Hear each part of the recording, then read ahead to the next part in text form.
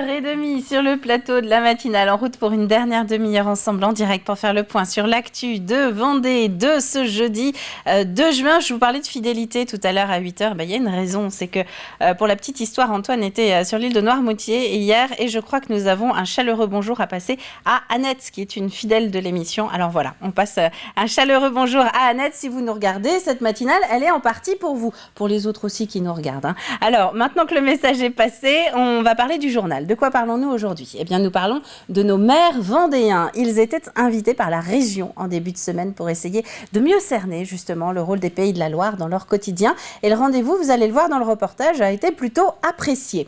On va aussi voir comment bien passer la tondeuse. Ça peut vous paraître anecdotique, mais vous allez voir dans quelques minutes que bien tondre son jardin ne s'improvise pas. Et ça permet en plus de protéger notamment son jardin donc de la sécheresse estivale. Enfin, eh bien, nous allons parler de l'Île-Dieu également ce matin parce qu'on va y retrouver Philippe Turbet. Ça, ce sera notre chronique presse de ce jeudi. Le journaliste de Neptune FM va nous parler de la prochaine saison de l'antenne et vous proposer d'en faire partie. Donc, soyez au rendez-vous dans un petit quart d'heure. Avant de développer tout ça, on va regarder la météo. La carte qui s'affiche. Le temps de ce jeudi, eh bien, ce qu'il faut retenir, c'est un petit peu nuageux et surtout un petit peu orageux. Voilà les deux principaux faits de ce jeudi. Ce matin, de belles éclaircies sur l'ensemble de la Vendée, mais quand même des nuages, vous le voyez. Une petite averse qui n'est pas à exclure dans le centre du département, mais vraiment rien de significatif. Et puis surtout, dès ce matin, des températures très douces. Cet après-midi, c'est donc le même programme. Toujours un ciel légèrement couvert, mais toujours du soleil qui n'est pas très loin. Et là encore, les températures montent franchement. C'est pourquoi il y a ce risque d'orage qui est encore un petit peu plus présent qu'en ce début de journée, surtout dans les terres. 28 degrés du côté de Pouzauges jusqu'à 29-30 à Fontenay-le-Comte. Sur le littoral, eh bien, normalement, pas de risque d'orage. On peut donc mettre les pieds dans l'eau tranquillement, sereinement. Évitez juste le début d'après-midi si vous n'avez pas envie de trop marcher, puisque la basse mer, elle est à 13h14. En revanche, regardez, la pleine mer, elle est à 19h08. Ça signifie quoi ? Eh bien, ça signifie que vous pouvez vous prévoir une super soirée pique-nique, plage, baignade, juste après la journée de travail ou d'école. Ben oui, c'est aussi ça d'habiter en Vendée. On va retrouver maintenant notre carte des marchés du jour. Alors, où peut-on aller à la rencontre de nos producteurs locaux en ce jeudi ? Eh bien, quelques exemples. Saint-Germain-de-Princey, Givran, Chantonnay. Je me balade un petit peu d'est en ouest dans le département. On remonte, allez, les Landes-Génusson ou encore Mouzeuil-Saint-Martin dans le sud Vendée. Côté éphéméride, eh bien, nous allons souhaiter une bonne fête à toutes les blondines que nous connaissons, au Alcide et au Elma également. Le soleil se couchera ce soir à 21h52. Nous gagnons encore 2 petites minutes d'ensoleillement. Et maintenant, on passe au journal.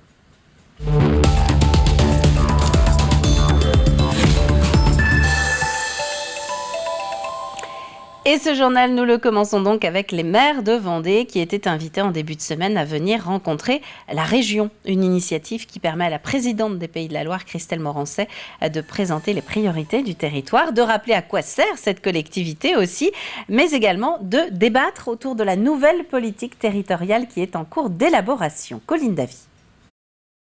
Une centaine de maires vendéens réunis face aux élus de la région. L'objectif, échanger sur les politiques locales. Pour moi, c'était important, en vue de préparer la future contractualisation, de venir échanger avec l'ensemble des maires et de venir à la rencontre des maires sur leur territoire. Donc on l'a fait pour expliquer aussi quelles sont les compétences et aussi les priorités de la région, l'emploi, la jeunesse, la transition écologique, mais aussi et surtout de les écouter, de répondre à leurs questions et puis aussi de voir un peu quelles sont leurs problématiques. Après la présentation des objectifs de chaque commission, place au temps d'échange avec les maires. Un moment particulièrement apprécié des premiers concernés.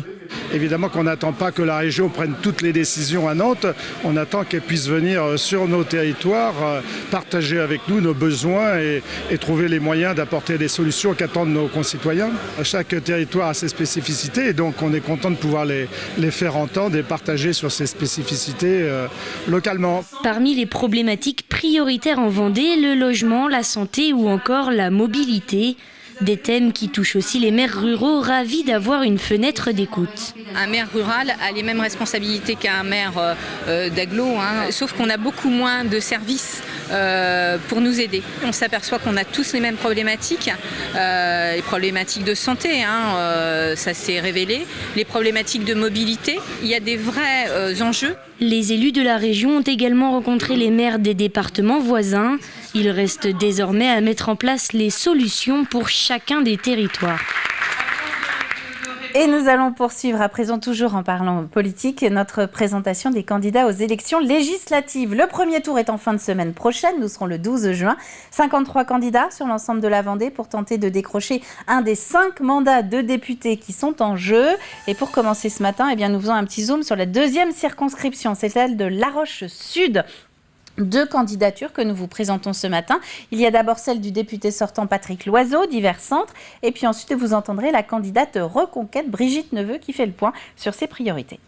La santé est un domaine très important en Vendée. On a des soucis, mais on a des solutions. On a des solutions, notamment par les centres de soins non programmés, par la télémédecine, par la mise en place des seniors et des juniors médecins pour pallier ce manque. Et il faut trouver avec les maires, avec les communes, avec les intercos, avec toutes les bonnes volontés, les associations aussi de médecins. Il faut trouver les solutions et on a déjà commencé à les trouver et on va continuer évidemment. Donc je voudrais d'abord on redresse l'école, stopper l'écriture inclusive, revenir aux fondamentaux et cesser l'intrusion des LGBT, du wokisme dans l'école. Je voudrais aussi m'occuper de nos anciens, les maintenir à domicile le plus longtemps possible. Il y a beaucoup de choses. Bon, alors réduire les taxes sur le carburant, bien entendu, parce que c'est une catastrophe. Ensuite, je voudrais qu'on réduise les charges des employeurs pour qu'ils puissent augmenter les salaires et de ce fait donner du pouvoir d'achat. Je voudrais aussi qu'on stoppe les éoliennes, tous les projets éoliens en Vendée. Et puis juste à côté, nous allons maintenant partir dans la 3e circonscription, celle du littoral. Nous allons y retrouver successivement Alain Blanchard pour les Républicains, Armelle Guénolé pour Debout la France et Aurélien Mauger pour NUPES La France Insoumise. J'ai décidé d'être candidat aux élections législatives il y a déjà 9 mois de cela, tout simplement pour réinstaurer un lien, une proximité entre les habitants de la Vendée littorale et puis la personne, le député qui est élu et qui est censé les représenter à l'Assemblée nationale, puisque c'est un lien que nous avons malheureusement perdu depuis 5 ans. On ne connaît plus son député sur cette législature et il était temps de remettre de la proximité et c'est pour ça aussi d'ailleurs, on est ici devant la mairie annexe de la Jarrie à Valognes-sur-Mer où je fais mes permanences régulièrement en tant que maire adjoint du quartier. Les problématiques du territoire, ce sont les agriculteurs. Pour moi, il y a des agriculteurs, une partie, puisque en fait, ils ne vivent pas ou difficilement du fruit de leur travail, et ça, c'est pas acceptable. C'est d'ailleurs valable également pour les salariés, pour les retraités.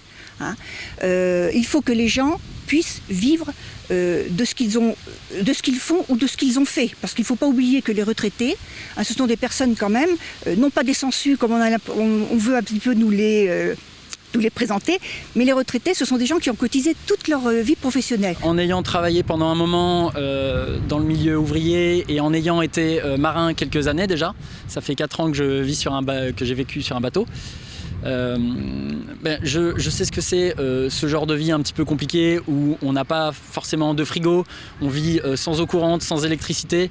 Pareil à l'usine, quand on vit avec 10,50 € de l'heure, avec des loyers assez chers, on sait ce que c'est que les galères du quotidien. Et l'ensemble des 53 candidatures seront à retrouver en début de semaine prochaine sur tvvendée.fr, rubrique législative 2022. J'en profite pour vous rappeler que TV Vendée, la radio RCF Vendée et Ouest France s'unissent également les 12 et 19 juin prochains pour vous proposer 2 soirées électorales en direct, retransmises simultanément à la télé, à la radio et sur Internet. Ce sera l'occasion d'accueillir en plateau dans les studios de TV Vendée les porte-paroles des différents partis représentés lors de ce scrutin local. Rendez-vous à partir de 19h45. Nous parlons depuis quelques jours de ces restrictions d'eau concernant la Vendée et notamment l'interdiction d'arroser les jardins pour essayer d'anticiper toute situation de crise de sécheresse cet été après un hiver très sec. Eh bien, voici peut-être un petit coup de pouce pour essayer de garder malgré tout des extérieurs en forme. Vous allez voir que passer la tondeuse ne se fait pas n'importe comment. Quelques règles simples permettent d'optimiser la coupe. Grégoire de Châtillon. Tondre moins et tondre plus haut. En effet, avec bientôt l'arrivée de l'été et qui plus est en période de sécheresse comme maintenant, il est recommandé de ne pas tondre trop court. Parole de professionnels. On va plutôt conseiller de tondre plus haut en été ou à l'approche en tout cas des saisons estivales. L'objectif, ça va être d'essayer de garder de la fraîcheur au pied de l'herbe. Donc en tondant plus haut, on va permettre d'avoir du coup plus de fraîcheur. A l'inverse, l'hiver, on va conseiller de tondre plus bas. L'objectif, c'est d'éviter que l'humidité reste trop longtemps sur le végétal. Tout est une histoire de dosage avec la météo. Si vous laissez donc l'herbe plus haute sur cette période, la terre restera humide plus longtemps. Ainsi, votre pelouse résistera à la fois mieux à la sécheresse et aux fortes chaleurs. C'est aussi la bonne époque pour pratiquer le mulching, c'est-à-dire la tonte sans le ramassage de l'herbe. Déjà, c'est un gain de temps. Et l'herbe coupée, en fait, est broyée plein de fois et ça va faire un léger engrais pour la pelouse. Et l'été, pour la sécheresse, ça permet à la pelouse d'être un petit peu sauvegardée. Connaissez-vous également la gestion différenciée? Si vous êtes sensible à la biodiversité que peut abriter votre jardin, c'est peut-être pour vous l'occasion maintenant de changer vos habitudes.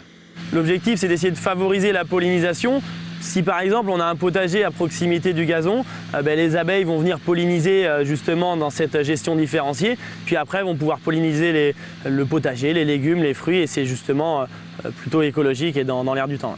L'objectif c'est quand même d'avoir un terrain qui va être propre sur son périmètre.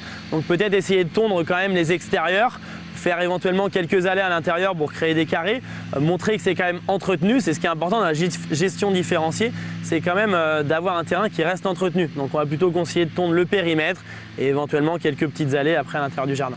Vous l'avez compris, ne tondez pas coûte que coûte la totalité de votre jardin si vous voulez préserver la faune. Laissez des parties sauvages en créant par exemple des allées tondues. La gestion différenciée, un petit pas pour le jardinier, un grand pas pour la biodiversité. Et pour mémoire, si vous voulez garder de bonnes relations avec vos voisins, n'oubliez pas que passer la tondeuse ne se fait pas n'importe quand. Chaque commune a ses propres règles. En général, c'est possible du lundi au samedi avec une pause à l'heure du déjeuner. Le dimanche matin également par endroit. Si vous vous posez la question, donc n'hésitez pas à contacter votre mairie. Nous allons terminer avec ce rappel, même si dans le sud-est vendéen, on n'a sûrement pas oublié le rendez-vous. C'est à partir de ce samedi que la Biennale fait son grand retour à Fontenay-le-Comte, une 69e édition qui va s'étaler sur 3 jours, samedi, dimanche et lundi. Une fête attendue depuis 2018, date de la dernière édition. Finalement, elle a évolué et à la fois pas tant que ça, parce qu'elle est à la fois, je dirais en tout cas ancestrale, traditionnelle. Elle évolue un peu au gré des groupes musicaux et des associations, mais elle reste assez traditionnelle avec cette sélection de quartiers et cette fabrication de fleurs. Puisque avant tout, pendant les hivers, alors ça se fait encore, on a des quartiers qui fabriquent avec du papier crépon, des fleurs à la main, des roses qui sont collées sur les chars. C'est un événement festif, populaire, gratuit, c'est important par les temps qui courent. Et voilà, je pense qu'on peut passer un bon moment. Et quant au défilé des chars proprement dit, eh bien, il est prévu dimanche. Il y a une première session à 14h et ensuite une deuxième à 22h. Avant de terminer ce journal, on va se tourner maintenant vers le détail des prévisions de ce jeudi. C'est Fanny Poirier qui va nous en dire un petit peu plus sur la météo des prochaines heures. On se retrouve juste après pour les chroniques. C'est l'heure de la météo avec le chemin de fer de la Vendée, un voyage extraordinaire au rythme d'antan. Bonjour à toutes et à tous. Nous sommes toujours tiraillés entre de petites dépressions et des anticyclones. Alors si le ciel nous offre parfois de belles éclaircies, il peut également se voiler et devenir orageux avec notamment un risque d'averse jeudi matin. En ce 2 juin, le soleil brille en Vendée, mais les nuages circulent tout de même. Concernant le vent, il s'oriente au nord-est. Quant aux températures, elles se radoucissent au réveil avec une moyenne de 14 degrés dans l'intérieur des terres et 15 degrés pour le bord de mer. Dans l'après-midi, eh bien, le temps est généralement ensoleillé ou variable sur certains secteurs. Le mercure grimpe, la masse d'air devient de plus en plus lourde avec une moyenne de 20 degrés le long du littoral, voire même 21 pour la Tranche-sur-Mer, 26 à La Roche-sur-Yon, 27 du côté de Fontenay-le-Comte et 28 à la Châtaigneraie. Petit coup d'œil aux prévisions de notre fin de semaine. Vendredi, le ciel reste voilé en matinée, puis dans l'après-midi, les nuages s'accompagnent d'averses sur le littoral. C'est plus lumineux dans les terres, température de 15 à 29 degrés. Samedi, on débute notre week-end sous un beau soleil. Le mercure est agréable avec un minimum de 15 degrés en matinée et 27 au meilleur de la journée. Et puis dimanche, le ciel se partage entre soleil et nuages. Le thermomètre va baisser, comptez 14 degrés le matin et 22 au plus chaud. Retour au jeudi 2 juin. Très belle fête à toutes les Blandines. La mer est belle avec des coefficients de marée de 70 et 67. Basse mer 13h14. Pleine mer 6h58 et 19h08. Indice UV 8. Passez une très belle journée. On se donne rendez-vous bientôt sur TV Vendée pour un nouveau point météo.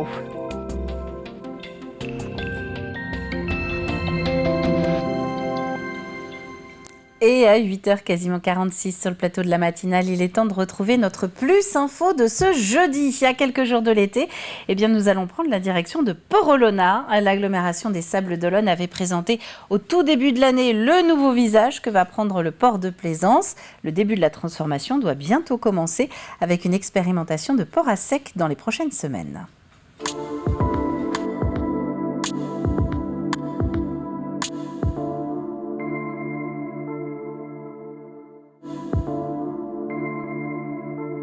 C'est la proposition des acteurs du nautisme sablais pour faire grandir, évoluer leur port, Port-Olona, qui est à la fois un lieu de vie, c'est une zone d'activité économique, c'est en même temps le théâtre de grands événements sportifs internationaux, c'est aussi le lieu d'accueil de nos clubs sportifs nautiques, les sports nautiques sablais, les Sables Vendée course au large, qui donnent beaucoup d'énergie aux Sables d'Olonne. Et en fait, comme tout le monde est en pleine croissance, tout le monde est en pleine dynamique, tout le monde a besoin d'espace pour imaginer se développer sereinement dans l'avenir. Toutes ces personnes ont été mises autour de la même table pour créer un peu d'effervescence et de bouillon de culture et pour établir une carte, un schéma futur d'aménagement qu'on a baptisé Port-Olona 2040. Le parti pris du Conseil du nautisme, ça a été de ne pas étendre le port sur l'eau et donc de ne pas étendre le port sur le marais d'Olonne et sur la Chenou.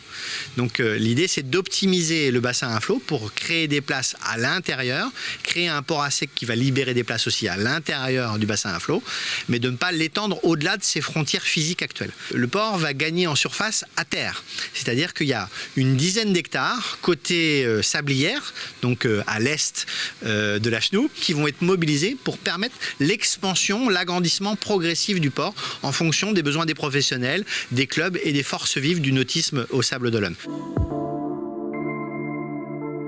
Et ce schéma, il va être proposé aux élus du conseil municipal des Sables, aux élus de l'agglomération, au département, à la région, pour que ça devienne un grand projet et avec plein de sous-projets, pour que l'ensemble des intérêts particuliers des différents acteurs concourt à l'intérêt général et au bien commun de la ville des Sables d'Olonne, qui est une station pilote en matière de nautisme. C'est pas seulement des événements internationaux, c'est aussi notre façon de vivre les Sables d'Olonne. Je pense que les élus n'auront pas intérêt à briser ce consensus, voudront sans doute corriger, améliorer certains points, mais globalement ça donne une trajectoire, une ligne directrice qui correspondra à la vie des élus de manière schématique.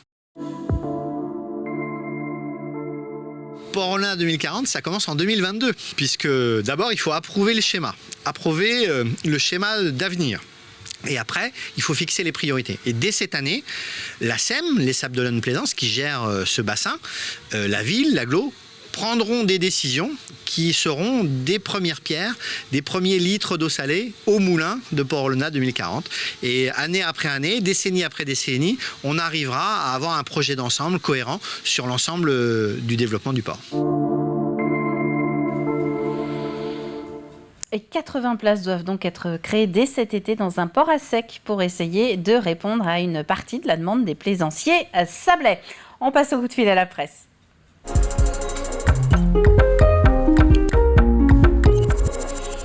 Une visio qui va nous permettre de rester au bord de l'eau, justement, puisqu'on va prendre la direction des studios de Neptune, la radio de l'Île-Dieu. Et oui, il y a des studios radio sur l'Île-Dieu. Philippe Turbet y est en pleine réflexion pour la prochaine saison. Il cherche des volontaires pour intégrer l'équipe et pas forcément des îlets. C'est une association, qui dit association dit forcément des bénévoles, forcément. Alors il y a des bénévoles qui s'occupent plus de l'administration, donc la présidente, la trésorière, qu'on n'entend pas à l'antenne, hein. Et puis il y a des bénévoles vraiment qui font de la radio, voilà, qui font des émissions. Ils ont chacun un peu leur style de musique, de prédilection. Il y en a qui font plus de l'actu, voilà.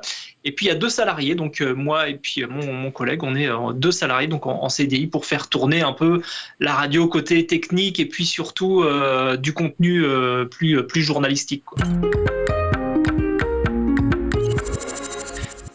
Pas forcément, hein. Alors c'est vrai que nos studios sont à l'Île-Dieu, donc si on est à l'Île-Dieu, forcément c'est plus facile. On peut venir directement dans le studio, faire des émissions. Voilà, on est vraiment dans les conditions d'une émission de radio, en direct ou pas forcément, hein, mais dans les studios. Mais c'est vrai que on peut maintenant, avec tous les outils qu'il y a maintenant, on peut enregistrer son émission de n'importe où en France. Il y en a quelques-uns qui le font d'ailleurs sur notre antenne chez nous. Alors soit des anciens qui sont partis sur le continent et puis qui veulent continuer à faire des émissions, soit des personnes qu'on rencontre un peu au fur et à mesure, qui sont un petit peu partout en France et puis qui font des émissions chez eux. Ils ont un petit micro, un ordi. C'est pas bien compliqué, hein, pour faire une petite émission. Donc on peut être un peu partout dans le monde, quoi. C'est vrai qu'on est quand même à la recherche de certains sujets, notamment dans le sport. C'est vrai qu'on manque un peu de gens qui s'y connaissent un peu dans le sport et qui veulent partager un peu leur passion du sport. Par exemple, des résultats sportifs de clubs un peu de l'Île-Dieu ou un peu sur la côte vendéenne. Voilà, c'est qu'on est un peu en manque de ces sujets-là. Et puis après, les styles musicaux, hein, il y en a tellement que chacun. Là, on est assez libre ici, c'est que chacun propose un peu son style musical. Il y a du rock, il y a du jazz, il y a de la chanson française, il y a de la musique asiatique, il y a de la musique celtique. Enfin voilà, il y a plein. Chaque bénévole amène en fait son style à la radio, quoi. Philippe Turbet, donc journaliste pour Neptune FM, qui nous envoie régulièrement des images et des interviews de l'actualité de l'Île-Dieu. Maintenant, vous connaissez donc sa tête. Et si vous avez envie de vous lancer en radio, vous pouvez donc contacter Neptune FM via Facebook, mais également directement par le biais du site internet neptunefm.com. Ouvrons le programme télé maintenant.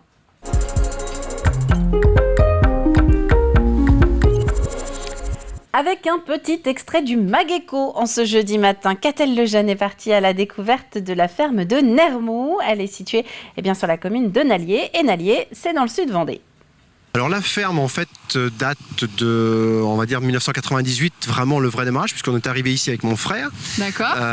Qui lui est reparti dans notre pays d'origine au bout de 10 ans. Ok. Mais l'idée de la fromagerie, en fait, du fromage en tant que tel, moi ça me trottait dans la tête depuis très très longtemps. En fait.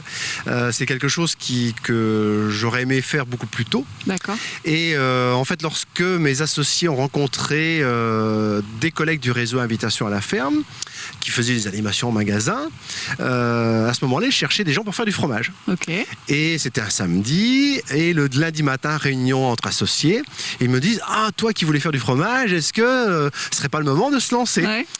Ah bah j'ai dit banco, on y va quoi. Allez, voilà. c'est parti. Et c'est parti. Et donc fin 2017, on a rencontré les membres du réseau Invitation à la ferme. Oui. Et on a intégré le réseau début 2018. Alors quelle est la particularité de ce réseau justement ? Alors c'est un réseau de producteurs et uniquement de producteurs. On est tous propriétaires du réseau, hein, un petit bout. Mm-hmm. Nous sommes tous en bio. D'accord. Voilà. Et majoritairement, donc, nous produisons donc des yaourts et de l'ultra frais, mais aussi du fromage au lait cru. Donc ça, c'est sur tout le réseau, mais ici, voilà. Uniquement du fromage. Et chez nous, uniquement du fromage. Et pour en savoir un petit peu plus, c'est un Mageco à découvrir en intégralité sur l'antenne tout ce jeudi, notamment à midi par exemple, ou alors à la demande sur notre chaîne YouTube TV Vendée.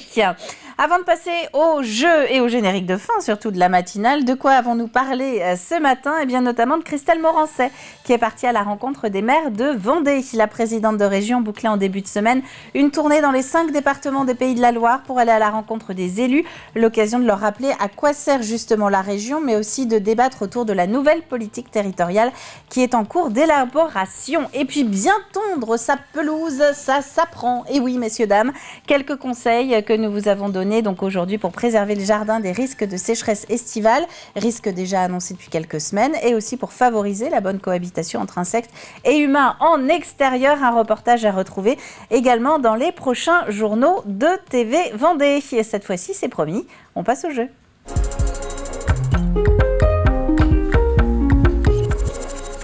Avec un extrait des passionnés qui nous emmène à la découverte des bonsaïs. Une question, donc on vous répète depuis lundi, dans quel pays la culture du bonsaï est devenue un art traditionnel avant de s'exporter ? Dans quel pays la culture du bonsaï est devenue un art traditionnel avant de s'exporter ? Indice du jour, ce pays est dirigé par un empereur. Et à la clé, des entrées pour le centre minier de Fémoro. L'occasion d'aller à la découverte de cette mine reconstituée dans le sud Vendée. C'est vraiment un super site à découvrir si vous ne le connaissez pas. C'est la fin de cette matinale. Merci à vous de l'avoir suivi. On va se retrouver demain en direct dès 7h pour terminer la semaine ensemble. D'ici là, très bonne journée à vous tous sur TV Vendée ou en extérieur. On vous le permet, c'est bientôt l'été. Et à demain.